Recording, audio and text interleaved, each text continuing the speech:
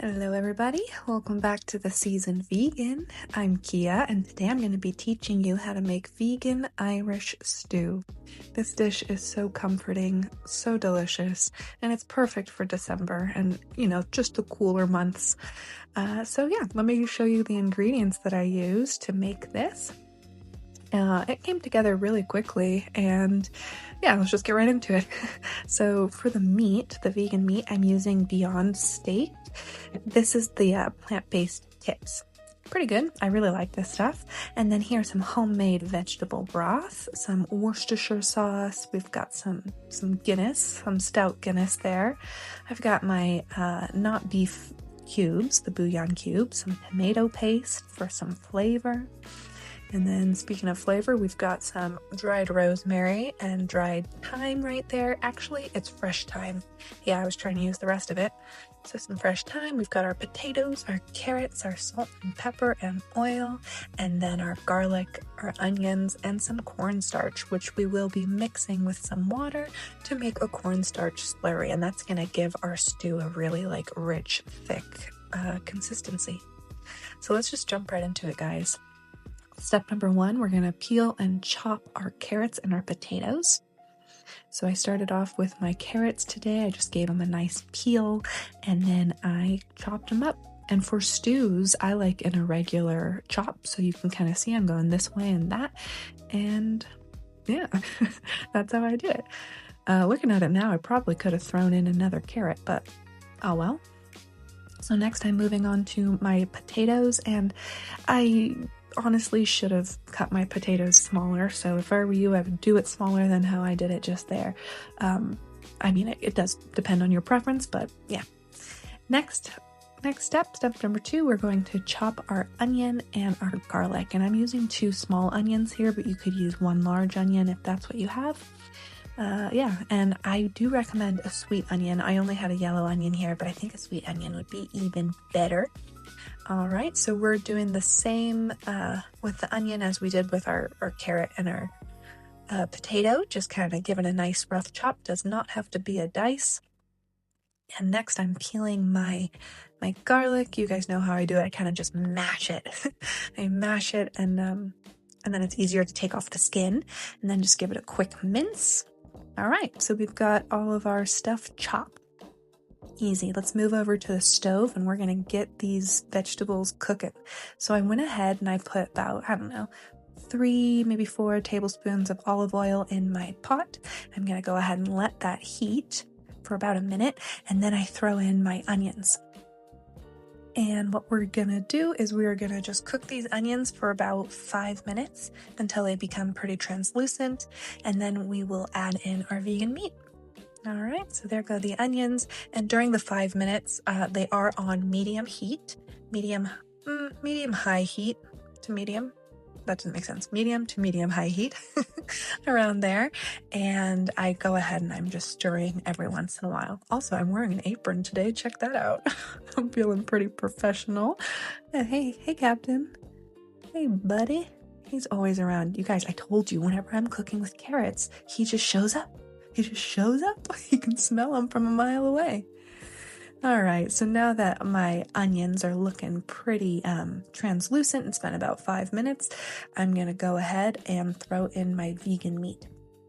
And like I said, I am using the Beyond meat, but I also have seen Gardein has a brand of beef, like vegan beef, and I think that would work out really well in this dish because they are a bit bigger, the pieces, so they kind of just hold up a bit better in the stew. Now, I really like the flavor of these Beyond tips, so that's why I use them, but I'm just throwing it out there. We have different options as vegans. We can get, different things just depending on what you like, so go ahead and test everything out and figure out what you want in your kitchen. And here are the nutrition facts for this meat if anyone is interested. Just pause right there. But yeah, I really like these. I think they're really tasty. They are especially good in a vegan beef broccoli dish.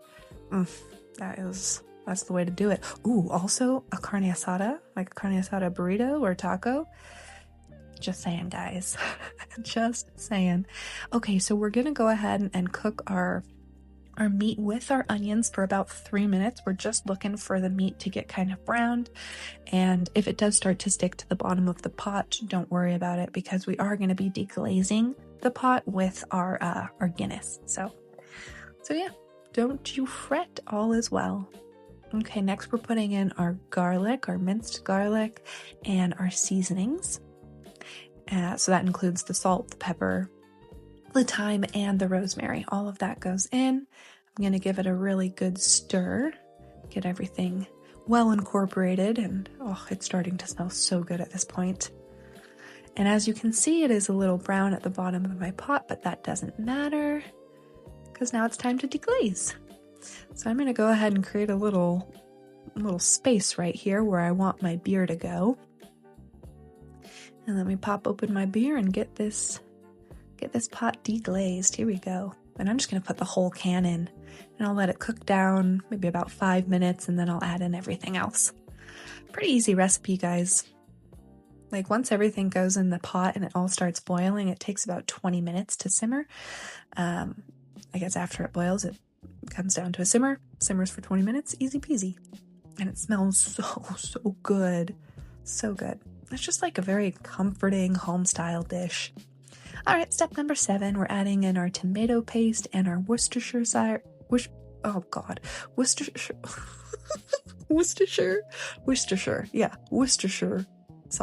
I think that's how you say it. I could be wrong. I've been practicing. I don't know. Sometimes it kind of just evades me. That was supposed to be a tablespoon, but there it goes. All right, so we're mixing in the W sauce and the tomato paste all mixed up. We're going to just bring this all to a boil. Let it cook down a little bit. Look at that, you guys. Doesn't that look so good? I love this Beyond Meat. It's quite realistic, which is kind of weird for me, but absolutely delicious. All right, so here we go. I'm putting in my vegetable broth now, and what you're seeing at the bottom, that's the not beef bouillon cube. I'm just throwing that in here for some extra flavor. And then we're going in with our potatoes and our carrots. And I am putting in a little bit extra. Where's the last bit of it? Where are you, carrots? Where are you, potatoes? There you are. Okay, so we're just going to give this a good stir. And then what we're going to do is bring the whole pot to a boil. And once it's nice and boiling, we're going to reduce it to a simmer and put the lid on it for about 20 minutes. All right, so that's looking pretty good. Let's get the lid on it. Like I said, we're just going to cover it up, give it about 20 minutes, and after 20 minutes, it'll be absolutely delicious. So in the meantime, let's go ahead and mix up our cornstarch slurry. So we're just going to take some of our cornstarch here, put it into a bowl. You don't want to put your cornstarch directly into whatever pot you're cooking. It's going to just create weird cornstarch.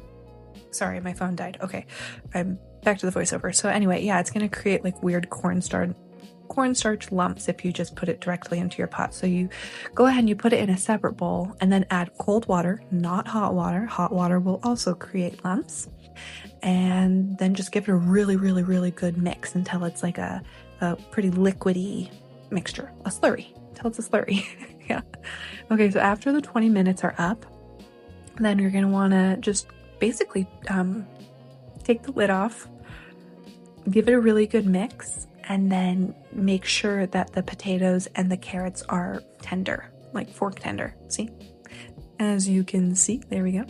So last step, we're just going to mix up our slurry. Always give it a really good mix before you throw it in, because as it sits, even if it's only sitting for like a minute or two, it will start to thicken at the bottom. So make sure you mix that cornstarch up really, really well, get it nice and liquidy again, and then go ahead and add it to your pot. And this will start thickening it up real fast, especially on the heat. So that's it, you guys. That's how you make vegan Irish stew. Pretty easy, huh? Pretty easy, pretty flavorful, pretty delicious, pretty filling. I mean, I only have good things to say about it. I only share the winning recipes with you guys. I did try and make a cake earlier and it did not work out, so that's why I'm showing you guys the Irish stew instead. But anyway, here we go. Once the cornstarch makes it all thicken up. It's just absolutely delicious. Look at that. So comforting. And yeah, like I said, go ahead and cut your pieces however you like them. I do recommend a smaller potato piece. I was just feeling lazy right here. But there it is, my friends, vegan Irish stew. Now you know how to make it, and you can enjoy a nice hot bowl of this yourself one evening. Or for lunch, up to you. I like to put some dried thyme. You could also do fresh thyme right on top, and then a little bit more salt or pepper. Kind of season it to taste after it's all done. Oh, I also wanted to mention it's incredibly delicious over rice. I like to kind of make myself a little to-go dish for lunch, for work, Easy peasy, you guys. There you go. Well, I really appreciate you being here. Go ahead and subscribe if you haven't already, and I will see you guys later on in the week. Probably for some muffins. Yeah. See you next time. Bye.